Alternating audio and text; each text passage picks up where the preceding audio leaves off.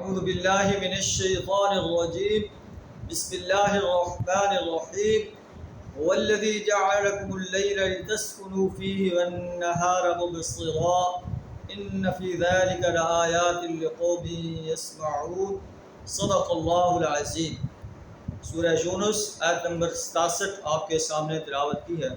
اس کا ترجمہ کچھ اس طرح ہے کہ هو الذی جعل لکم اللیل، اللہ وہ ہستی ہے جس نے تمہارے لیے رات بنائی، لتسکنوا فیہ، تاکہ تم اس میں سکون حاصل کرو۔ دن کا تھکا ہارا انسان جب رات کو اپنے گھر میں آ کے آرام کرتا ہے تو اس کی ساری تھکاوٹ دور ہو جاتی ہے۔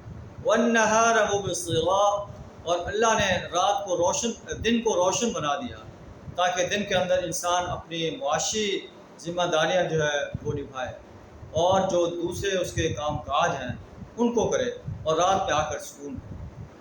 اگر اللہ ہمیشہ کے لیے رات قائم کر دیتا تو کون اس کے لیے دن کو لاتا؟ اگر اللہ ہمیشہ کے لیے دن کو قائم کر دیتا تو کون اس کے لیے رات کو لاتا؟ اور پھر دن کا تھکا ہوا انسان کیسے رات کو آرام کرے؟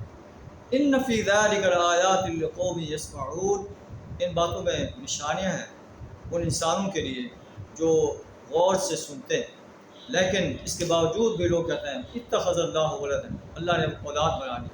سبحانہ، اللہ اس سے پاک ہے۔ هو الغنی، وہ بے پرواہ ذات ہے، اس کو اولاد کی کوئی ضرورت نہیں، اس کو کسی جو ہے سپورٹ کی ضرورت نہیں، وہ اکیلا پوری کائنات کے نظام کو کنٹرول کر رہا ہے۔ اللہ لا الہ الا هو الحی القیوم، اللہ وہ ہستی ہے جس کے سوا کوئی الہ نہیں، وہ ہمیشہ سے زندہ ہے اور قائم ذات ہے، اس نے کائنات کو قائم رکھا ہوا ہے، زمین و آسمان کی ہر چیز اس کے لیے۔ من ذا الذی یشفع عندہ الا باذنہ، اس کے اجازت کے بغیر کوئی سفارش نہیں کر سکتا۔ هو الغنی، وہ بے پرواہ ذات ہے۔ لہ ما فی السماوات و ما فی الارض، آسمان و زمین کی ہر چیز اسی کے لیے۔ ان عندکم من سلطان بہذا، ان کے پاس کوئی ایسی دلیل ہے کہ اللہ کی کوئی اولاد ہے؟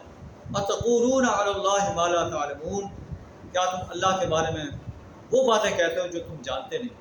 اللہ سے دعا کریں ہمیں اپنی نشانیوں سے سبق حاصل کرنے کی توفیق کا، توحید، رسالت اور آخرت پر پختہ یقین رکھنے کی توفیق کا، اور جہنم اپنا شرک سے، نفاق سے اور کفر سے اپنی پناہ عطا فرمائے۔ وآخر دعوانا الحمدللہ رب العالمین۔